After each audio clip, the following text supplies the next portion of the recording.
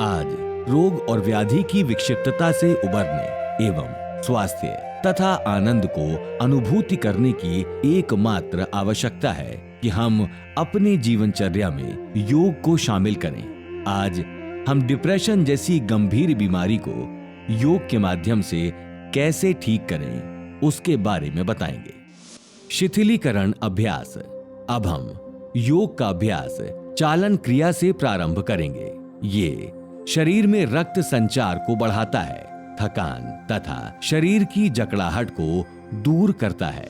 ग्रीवा चालन, गर्दन का व्यायाम। प्रथम चरण, गर्दन को आगे और पीछे झुकाना। सचेत मुद्रा में खड़े हों, पैरों को आरामदायक स्थिति में फैलाएं, हाथों को कमर पर रखें। श्वास छोड़ते हुए सिर को धीरे धीरे आगे की ओर झुकाएं। ठुड्डी को छाती से स्पर्श कराने का प्रयास करें। श्वास लेते हुए सिर को पीछे ले जाएं। श्वास छोड़ते हुए सिर को वापस लाएं। ये अभ्यास आराम से करें। ग्रीवा चालन, गर्दन का व्यायाम। द्वितीय चरण, ग्रीवा को बाईं व दाईं ओर झुकाना। श्वास को छोड़ते हुए सिर को दाईं ओर झुकाएं। जितना संभव हो कान को कंधे के निकट तक ले जाएं। श्वास भीतर लेते हुए सिर को सामान्य स्थिति में ले जाएं। श्वास छोड़ते हुए सिर को धीरे धीरे बाईं ओर झुकाएं। श्वास भीतर लेते हुए सिर को वापस सामान्य स्थिति में ले जाएं।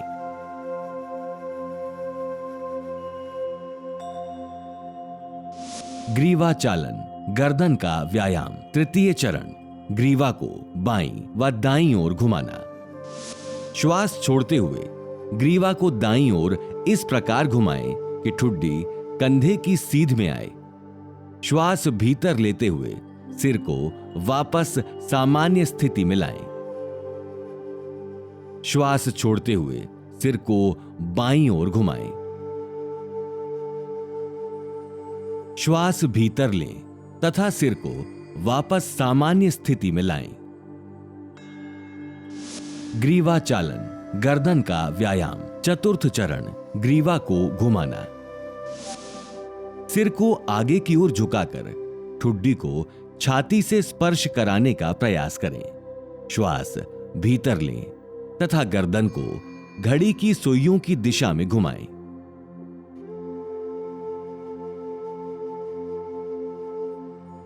सिर नीचे की ओर ले जाते हुए श्वास छोड़ें। अब सिर को घड़ी की सुई की विपरीत दिशा में घुमाएं। ग्रीवा के चारों ओर खिंचाव, ग्रीवा के जोड़ों और मांसपेशियों में शिथिलन तथा ग्रीवा के दर्द को दूर होने की अनुभूति करें। सावधानियां। अधिक उम्र वाले व्यक्ति एवं सर्वाइकल स्पॉन्डिलाइटिस इसका अभ्यास ना करें। स्कंध चालन। पैर परस्पर मिले हुए हों। पैर से सिर तक के हिस्से को सीधा रखें। भुजाओं को बगल में रखें। श्वास लेते हुए दोनों भुजाओं को सिर से ऊपर उठाएं। हथेलियां ऊर्ध्व दिशा में हों। श्वास छोड़ते हुए दोनों भुजाओं को बगल में वापस ले जाएं। हाथों को सिर के ऊपर ले जाते समय ध्यान रखें वे सिर को स्पर्श ना करें।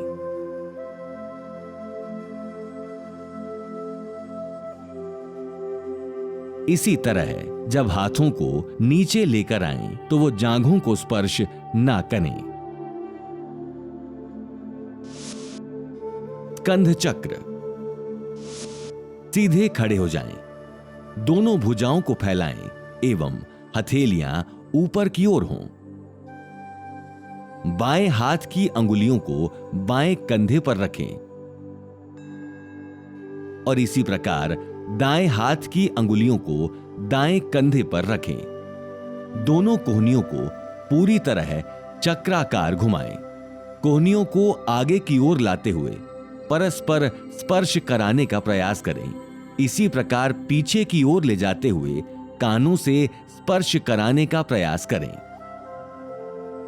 इसी तरह विपरीत दिशा में भुजाओं को खींचते हुए घुमाएं और कोशिश करें कि इस दौरान भुजाएं शरीर को स्पर्श करें।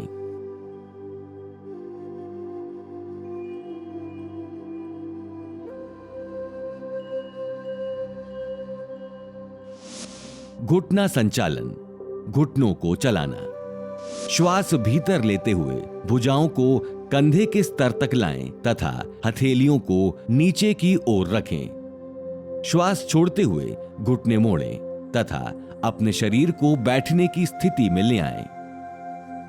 श्वास भीतर लेते हुए शरीर को सीधा करें। इसे 2 बार दोहराएं। इस व्यायाम से घुटने व कूल्हे के जोड़ मजबूत होते हैं। सावधानियां, अर्थराइटिस की समस्या होने पर यह अभ्यास ना करें। आइए अब योगासन की तरफ बढ़ें। कृपया आसनों का अभ्यास अपनी क्षमता अनुसार ही करें। किसी भी आसन के अभ्यास में विशेष कठिनाई होने पर योग प्रशिक्षक से सलाह लें।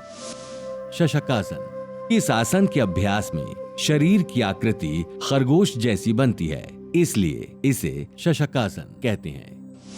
सर्वप्रथम वज्रासन में बैठना चाहिए। दोनों पैरों के घुटने को एक दूसरे से दूर फैलाएं। पैरों के अंगूठे एक दूसरे से मिले हों। दोनों हथेलियों को घुटनों के बीच जमीन पर रखें। श्वास को बाहर छोड़ते हुए दोनों हथेलियों को सामने की ओर स्वयं से दूर ले जाएं। आगे की ओर झुकते हुए ठुड्डी को जमीन पर रखें। दोनों भुजाओं को समांतर रखें।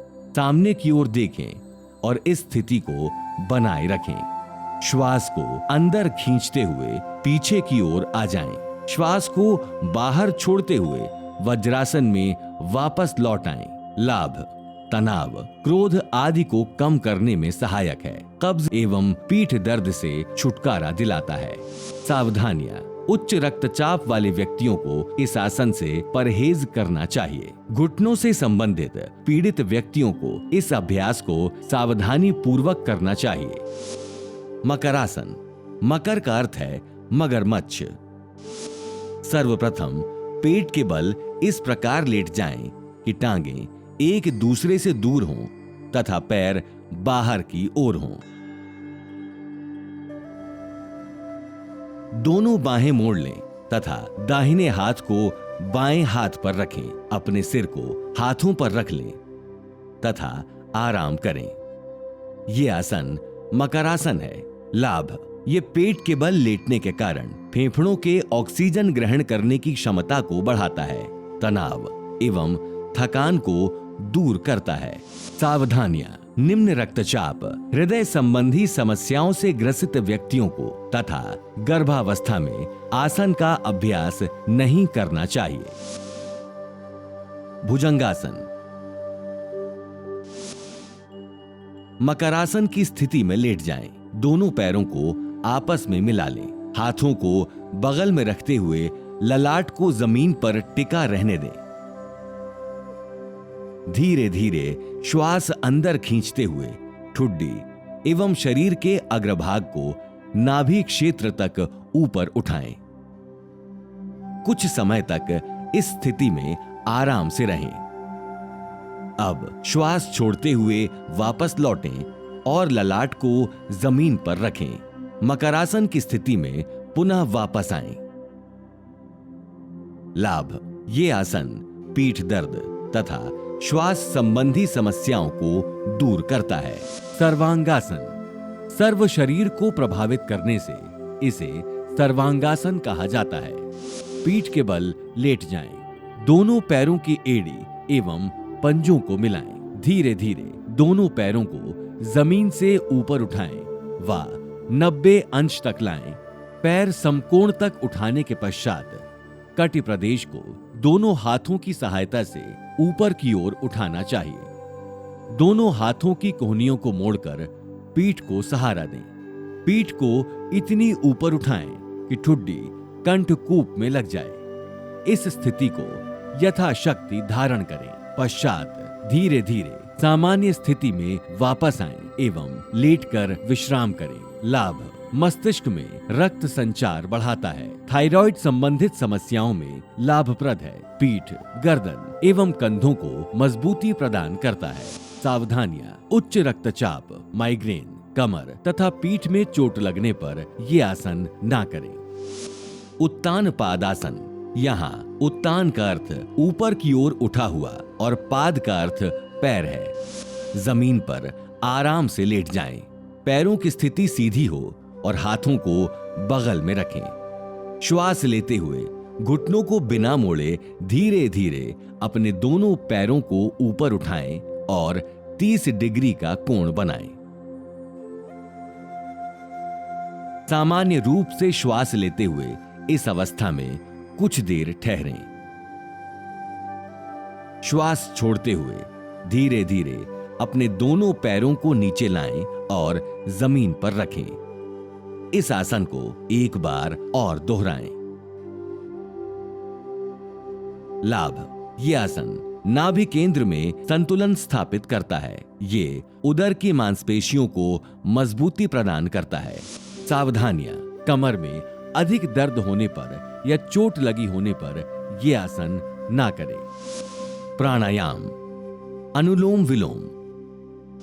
सर्वप्रथम किसी भी ध्यानात्मक आसन में बैठ जाएं। बाईं हथेली को बाएं घुटने पर ज्ञान मुद्रा में रखें। दाएं हाथ को नासाग्र मुद्रा में होना चाहिए। दाएं अंगूठे को दाहिने नासिका छिद्र पर रखें। बाईं नासिका छिद्र से सांस अंदर लें, फिर इसे बंद कर दें। दाहिने नासा छिद्र से सांस बाहर निकालें एवं दाहिने नासा छिद्र से सांस भीतर लें। दाहिने नासा छिद्र को बंद करें एवं बाईं नासा छिद्र से सांस बाहर निकालें। ये नाड़ी शोधन या अनुलोम विलोम प्राणायाम का एक चक्र है। इस प्रक्रिया के 4 से 5 चक्र और पूरे करें। लाभ: ये प्राणायाम चिंता एवं तनाव दूर करता है तथा फेफड़ों की क्षमता को बढ़ाता है। भ्रामरी प्राणायाम: चूंकि इस प्राणायाम में सांस छोड़ते समय जो ध्वनि निकलती है वो भौरे के समान मिलती जुलती लगती है। सर्वप्रथम किसी भी ध्यानात्मक आसन में बैठ जाएं। नासिका के द्वारा लंबा गहरा श्वास लें। नियंत्रित तरीके से गहरी और स्थिर भौरे के जैसी आवाज के साथ सांस बाहर छोड़ें।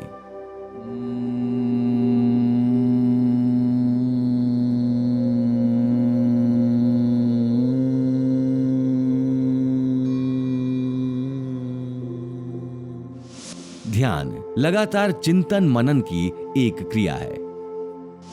सर्वप्रथम सुखपूर्वक तथा स्थिर होकर ध्यानात्मक आसन में बैठें। इसके पश्चात रीढ़ की हड्डी को सीधा रखते हुए अपने हाथ, पैर और कंधों को ढीला रखने का प्रयास करेंगे व सिर को सीधा रखेंगे।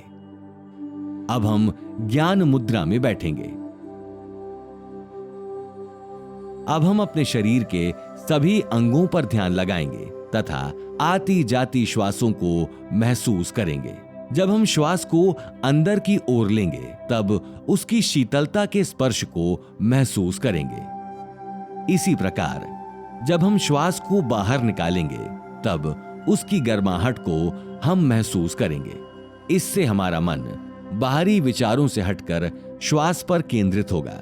उसके पश्चात अपना ध्यान आंखों के ऊपर भौंहों के मध्य में केंद्रित करने का प्रयास करेंगे। इस प्रकार अंतर्मुखी होकर शांत अवस्था में अधिकाधिक रहने का प्रयास करेंगे। ये निरंतर अभ्यास की प्रक्रिया है।